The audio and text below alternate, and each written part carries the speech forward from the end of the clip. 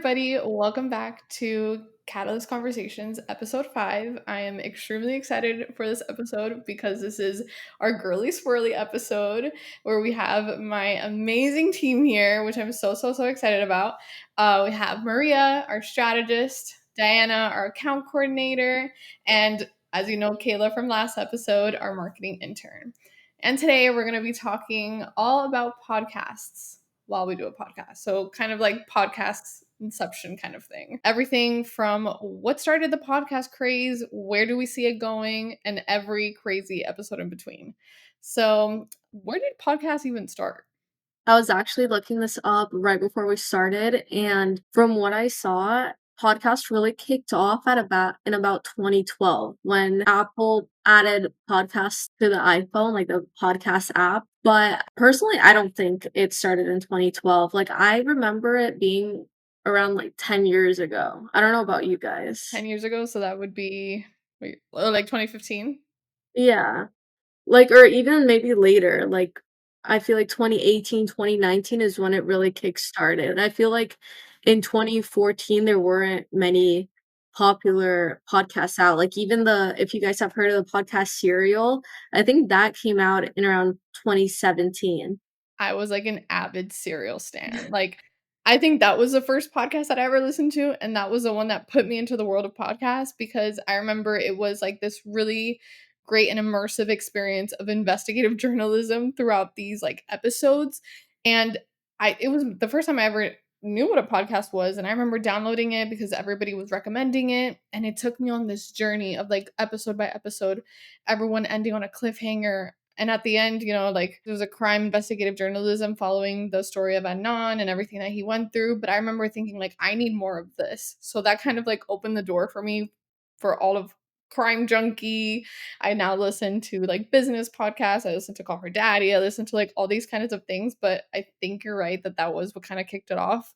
Like 2014, 2015. How about you guys? What was like your intro to podcasts? Yeah, funnily enough for me, I feel like I also started I think the first podcast I listened to ever was Crime Junkie, but I listened to like half an episode in middle school and was terrified to go to sleep for like 3 days. So I kind of was a little bit turned off to them, but then the year after that, I feel like things just really were blowing up and I kind of thought to give them another try. But now to be honest, I feel like where I used to listen to podcasts before, I feel like the vibe was a lot more entertainment, but now whenever I listen to podcasts, it's a lot more informational. So whenever I'm listening to a podcast, I'm like, "Oh my god, look how much I'm learning now." Yeah, I feel like it's changed for me too. Like when I first started listening to podcasts, I was like in high school, and I feel like I was like very like sports heavy podcasts, and I like to like get to learn the athletes like on another level, their whole story, and like kind of learn more about them. And then now I see myself like listening to more like business podcasts and just trying to learn like different things. So I definitely think it's like evolved. Yeah, and I honestly think you brought up such a good point there, which is getting to know like a different layer of people and these celebrities and these like in the sports world, like all of these athletes who we didn't really know so much about before, and now podcast has like allowed it to like lift the veil a little bit and see these people as what they are, people. So I think it's really interesting that you touched up on that because I think that's so accurate with the world of podcasting that we see now.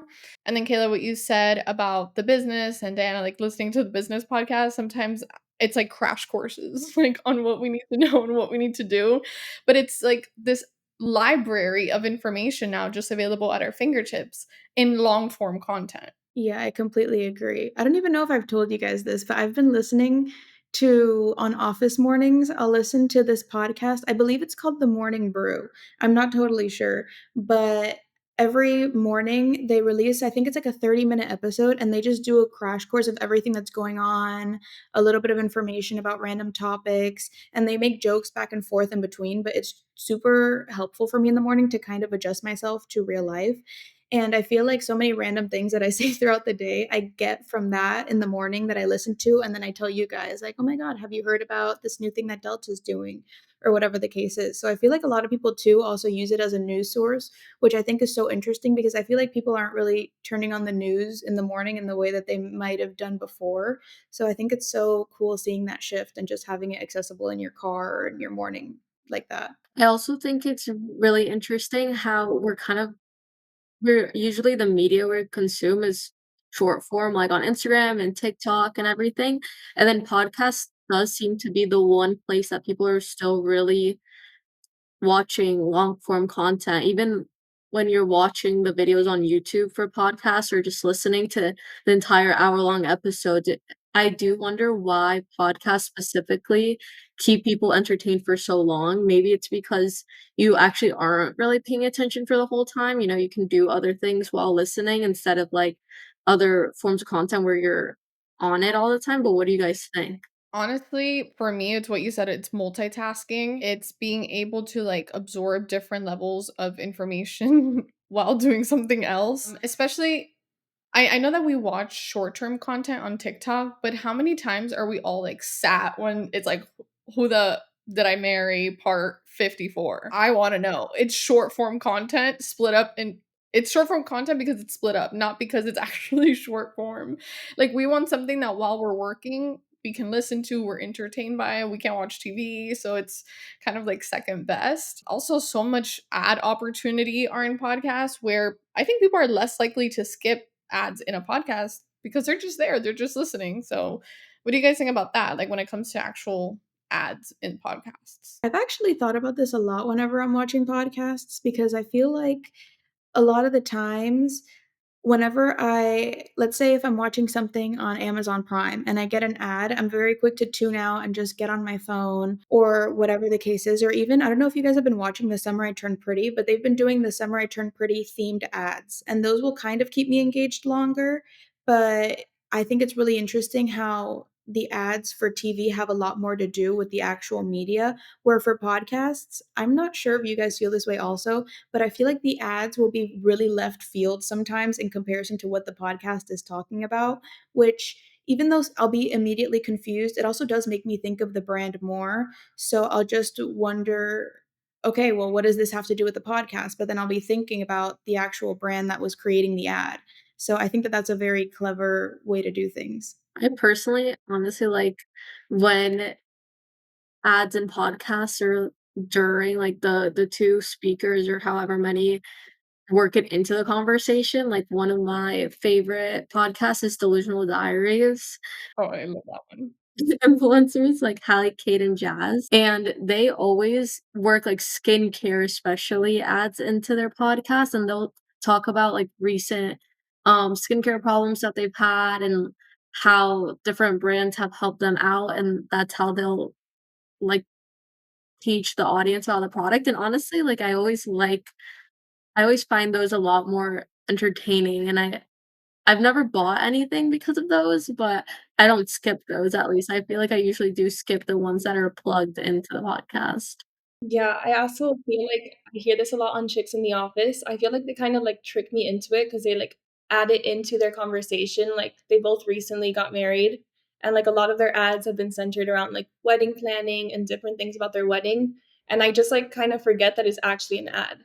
So like they just kind of talk about it, and like it kind of tricks me into like just staying through and watching like and listening to the whole ad. I think that's so true. Like when it comes from left field, and by the time you realize it's an ad, you're already like through the ad. Like for Crime Junkie, they always partner with the same company because that's the thing. Also with podcasts, I think that the ad strategy is way different when it comes to okay, like this is longevity, this is like a year contract, 6 months contract, 2-year contract, and it's the brand buying that ad placement in the podcast, whether at the beginning, the middle, or the end.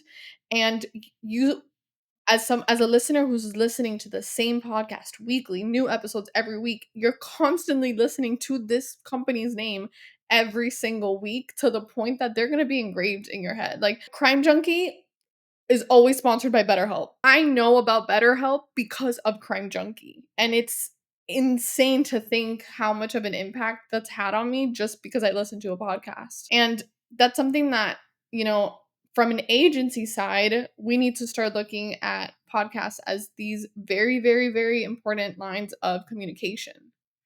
So when it comes to the brands and kind of like that ad placement, what do you guys think is the right way for a brand to approach a podcast, or how do you think that should go about?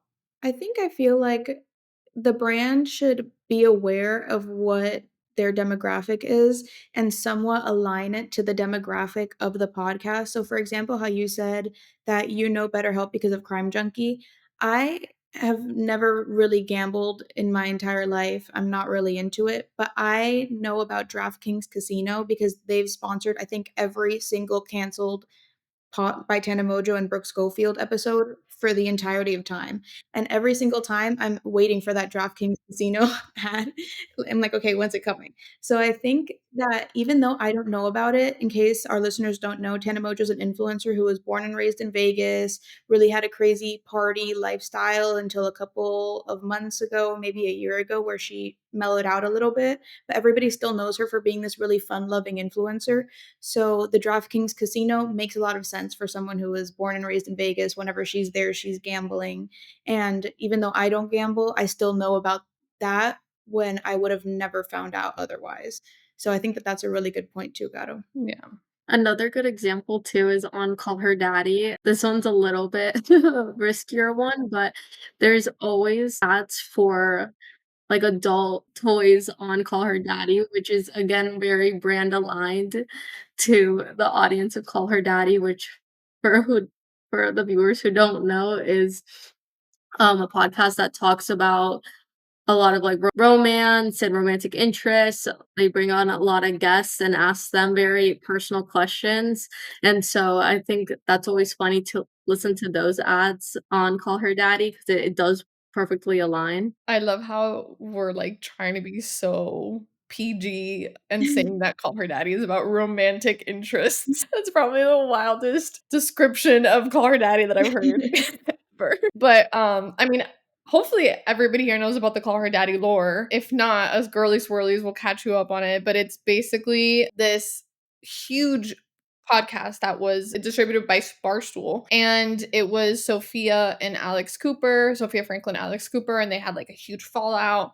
Alex Cooper ended up staying by herself with Call Her Daddy, and then a year after was able to own her IP. And as she owned her IP, she signed a $60 million deal with Spotify, and now she created her own network, the Unwell Network, that houses and produces podcasts of some of your favorite influencers, including Avery Woods, used to do Alex Earl before the beef. And yeah, so that just shows you how far podcasts can take you. Like this girl went from a college girl to the owner of her own network, which is insane. And her network, I think, has like exploded so much because I think there's like a podcast for like every demographic. Like I think there's one for the boys, one for the girls, one for people in relationships. And I think that's like a big part of why podcasts have like exploded so much. Yeah, I think ages, having those different demographics, having the different age, the different genders, different interests. There's a podcast for absolutely anyone. Yeah, I do think community is a big aspect in podcasts. Like, I feel like when you're listening to people speak 1 hour every week, especially like so much about their personal lives, even on the like the true crime podcast, they talk so much about their own lives that I feel like you're really feeling like you're getting to know someone. And like every demographic feels like they have a community, which isn't always the case on like Instagram or TikTok. Yeah, like talking about community, you can see like podcasters going on tours. Like Chicks in the Office go on tours. Call Her Daddy's always on a tour. So like you get to have like your own local community, which I think is really cool. And I think from a branding perspective as well, being able to completely brand this podcast separately from the personal brand that that person has on their own, because a podcaster who is very well known will have their own personal brand as a person, as an influencer, as a celebrity, and then because of that go hand in hand with like their podcast brand. And like you said, Diana, those tours are also spots for like advertising, who's going to sponsor the tour, the tickets, the venue, the billboards that are going to go up. It's so many opportunities for brands to just get in with the podcasters and the podcasting community, and agencies to be able to work with those brands to bring, or podcasters to bring those dreams to life. So I think that's a really, really valid point there. And something that you said about building community, Maria, too, it's when it comes to podcasting, you see a different side of people that nobody's ever seen before. And I think we're seeing that more and more with celebrities just going on these podcasts. Like Jake Shane, the therapist, doing the podcast with Selena Gomez, with Lord. We just saw Taylor Swift on the New Heights podcast where she used a podcast. She used a podcast to announce a brand new album. Like, that was not on my bingo card. That was not on my bingo card. I did not think that was ever gonna happen. She did a collab post with her boyfriend's podcast, New Heights, to announce the new album, The Life of a Showgirl, which I did pre-order. To bring that to life, we sat down with Taylor Swift as she talked to a microphone for 2 hours. We have never, ever, ever seen her bring down that curtain so much as every other celebrity has. And listen, before this podcast, I briefly mentioned to the girls about Barbara Walters. Kayla, I didn't ask you. Do you know who Barbara Walters is? I don't think so. No. And as we all take a deep breath, us 1990 and older, Barbara Walters was the OG podcaster. Like, Barbara Walters is like the call her daddy of the 1980s, okay? She made interviews. She would basically chase and go to these people's houses, celebrities, people in the spotlight, people in jail, people accused of crimes, politicians, anybody and everybody in between, and sit with them on their couch and have a heart-to-heart, heartfelt interview with this That's person. super cool. Barbara Walters was the first person to interview Monica Lewinsky after her scandal with Bill Clinton. Like, they called her, they're like, "Okay, she'll do an interview with Barbara Walters." So I think that Barbara Walters would have been the call her daddy of our generation, I kind think of I could thing. definitely agree with that. Yeah. So, what do you guys think about being able to see, like, that different side to celebrities? I feel like it's still a little weird for me. Personally, I absolutely love it. I am such a big fangirl at heart, and I can never like anything casually ever. So, for example, when you brought up the Taylor Swift New Heights podcast, I watched it all the way through because I had to. I saw it at 11 p.m. on my YouTube suggested, and I knew that I had to wake up early the next day, and I still sat through basically the entire video, and I just love it. I love everything having to do with celebrities' lives. I'm very parasocial in that way and like insane, but I just think it's so much fun. And it's so much fun seeing how other people live their lives or other people's opinions in a long form way like that. And when it's a celebrity that I feel like a lot of people don't have much in common with, it's just so much more interesting to me. And I love knowing everything about everyone. So Same. personally, they're my jam. Same. I love it. Like, especially when like now reality TV shows have really taken off, and I think like Love Island is huge. And like the exit interviews have like changed to like them going on podcasts. Like, I even think it's so interesting to see like which person goes on to what podcast, like what personalities match, and like they get to get off that show and like defend their character if they were like hated online. They get to like say their piece and like defend themselves on these podcasts, and I think people get to like know them in a different light. Yeah, I agree. I think the podcast you mentioned earlier, Cato Therapist, does like an amazing job at shedding like a new light on a lot of celebrities that like Taylor Swift that don't usually share that much about their lives. Like Jake Shane does like a great job at sitting down with these people and being super comfortable and asking them the right questions. And it almost seems like he's already friends with them, which is like always super cool to watch, especially knowing that they had just met right before recording. And I'm like, "You're living my dream." They really are living the Like, dream. No Yeah, exaggeration. it's really funny to see his roommates get excited about what celebrity they're meeting next. Yes, I love honestly, I love that for the roommates because I've always wanted to, like, be besties with an influencer, like, that my childhood best friend just grew up and became an influencer because you get, like, all the perks without doing any of the work. I agree. Whenever I see those Tarte trips and then the influencer's like, "So I brought my best friend as my +1 to Bimini for the next week," and then it's the whole Tarte shebang. I'm like, "Can one of you 3 please blow up and take me on your Tarte trip?" I'll do anything, really. I know, I wanna be, like, the clout chasing friend. I don't wanna be the influencer. I wonder how it must feel for actual, like, podcasters to have people like Selena Gomez and Lord and Renee Rapp and all these people on their podcast and be so nervous. Like, you're like, "How do I not make myself sound like a fool in front of this celebrity right now?" No, I completely agree. And another one that I'm thinking of, you guys are gonna have to remind me his name. Actually, I believe it's Zach Lowe, but the one that does the Apple Music podcasts after artists release albums. Do you guys know who I'm talking about? I I fear that's believe niche. I believe his name's Zach Lowe, but everyone loves him because he just does podcasts with these huge artists that have such different personalities. And I was literally seeing a TikTok about it, I think yesterday, that everybody was just saying how he makes everybody feel so comfortable, and especially artists, that I feel like it takes a lot for them to bring that curtain down, like Gato said. He always does such a good job of getting them to maybe say more than they normally would, or elaborate more on why they made those creative choices. And I just love sitting through those. I think that they're so much fun. And I think it's something that you're always going to want to watch someone who's passionate about something talk about it. And I think that that's such a great thing that he does. Yeah, I think it's really important too that like podcast hosts like make sure they're like watching their tone and make it more of like a chat and like a conversation versus like a press conference or like interviewing them. So it's like less pressure. And like I listened to this podcast called like with Taylor Lautner's wife and him. And she always starts with like a question to kind of like ease into the interview, and like they pick out of a little like thing and they just come up with a question. I think it just like sets the tone for the podcast and like calms the nerves a little bit. And you could see that. You can tell when people like, because podcasts are so vulnerable, like, you could tell when people are nervous or uncomfortable, or you could tell when they're really comfortable and they're having a good time and they're genuinely, like, laughing.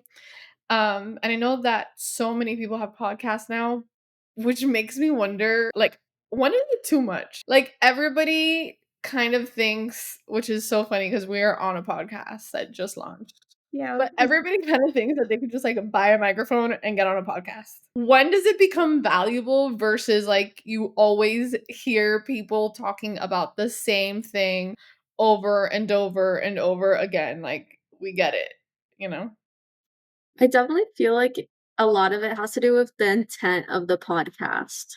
Like, if like anyone could have a podcast, especially if they just want to get like their thoughts out and share their thoughts. I feel like it could even be a great way to watch back on your past self, like watch it in the future and like see what you were thinking, how you were when you were younger. But I do think if the intent is to get popular and get famous, that's when I always second guess a podcast because it could be a big barrier to entry if you wanna be famous from a podcast. Yeah, I think I definitely agree. I feel like we've all seen those TikToks that are saying make podcast equipment more expensive because they just feel like it's so accessible nowadays.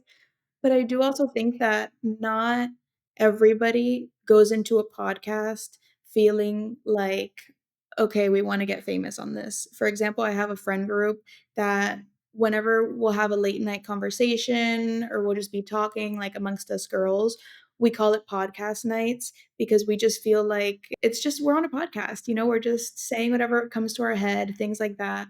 And if those were to be recorded, I would love to listen back to them, like Maria said, but I wouldn't necessarily think that someone's going to pick it up and it's going to become a huge thing. So I do think that intent is really, really important.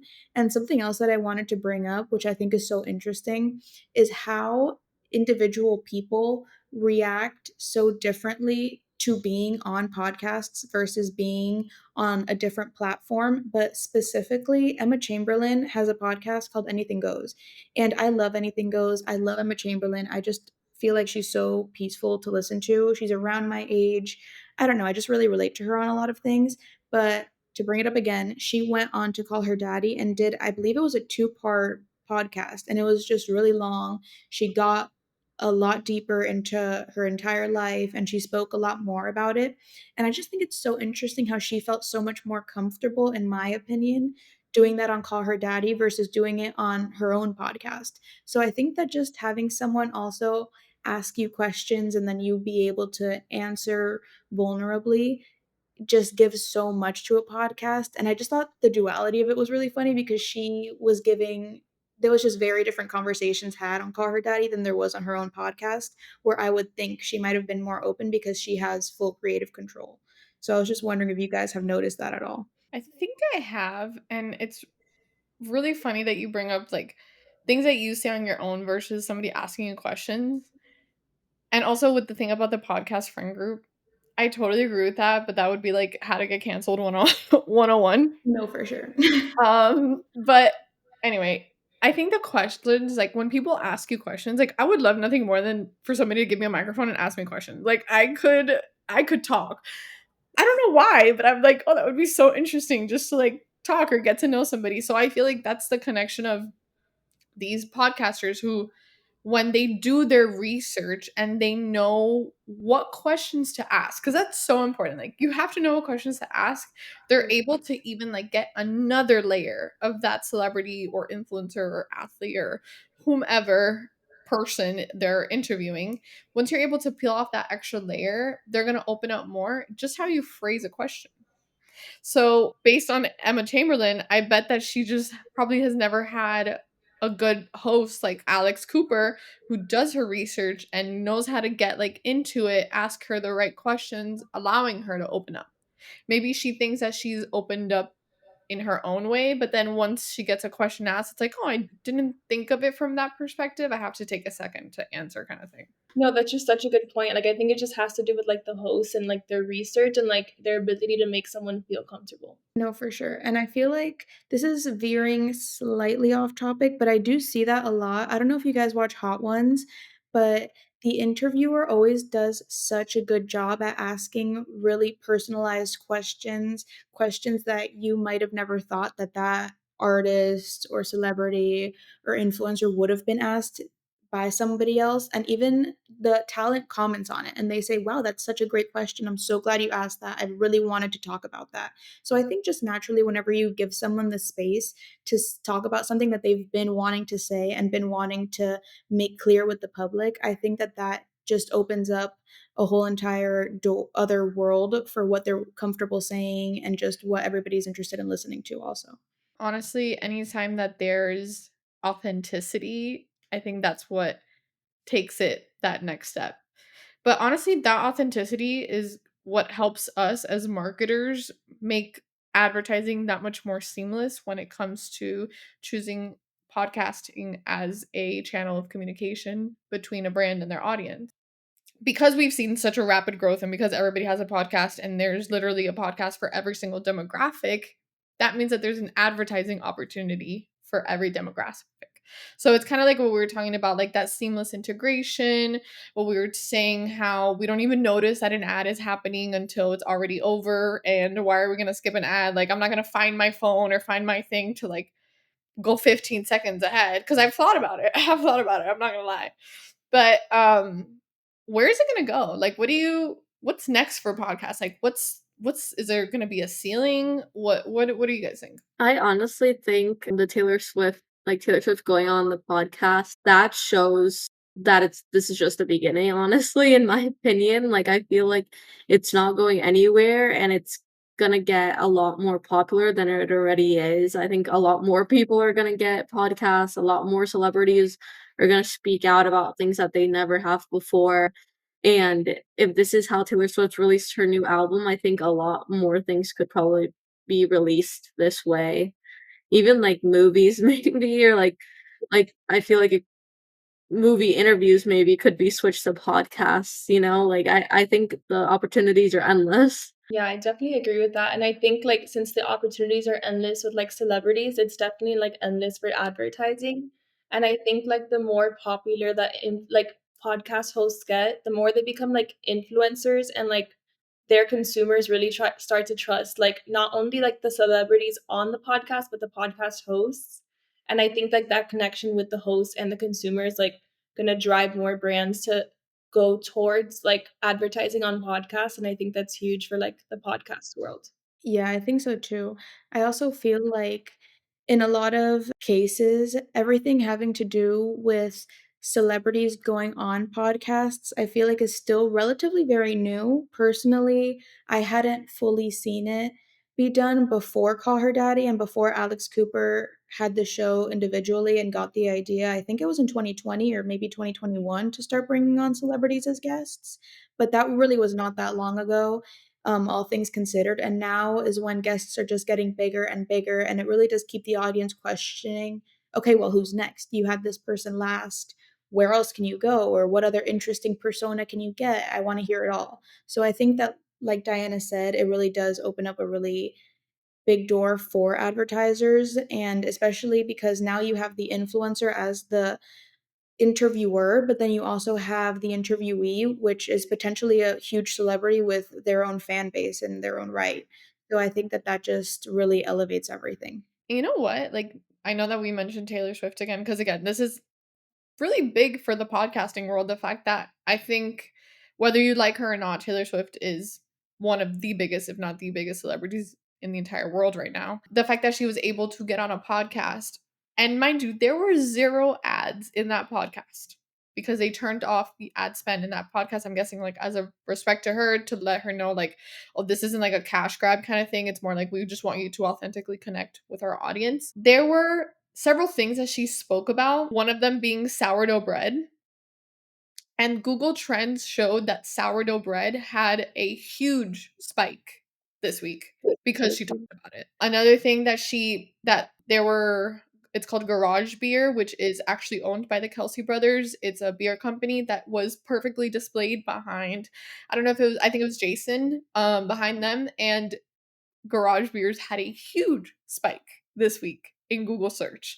So these are things that weren't even like advertisements in the sense of the word of a spoken ad. These were product placements or just general things that they spoke about, that, oh, just because like Taylor Swift cooks sour bread, like I need to cook sour bread, like kind of thing. So it allows for different avenues too, because it's not just the advertising in, oh, here's a 15-second, 30-second ad. It's how Call Her Daddy does it with the Unwell drinks. She puts those drinks right there, and that's a different kind of like product placement.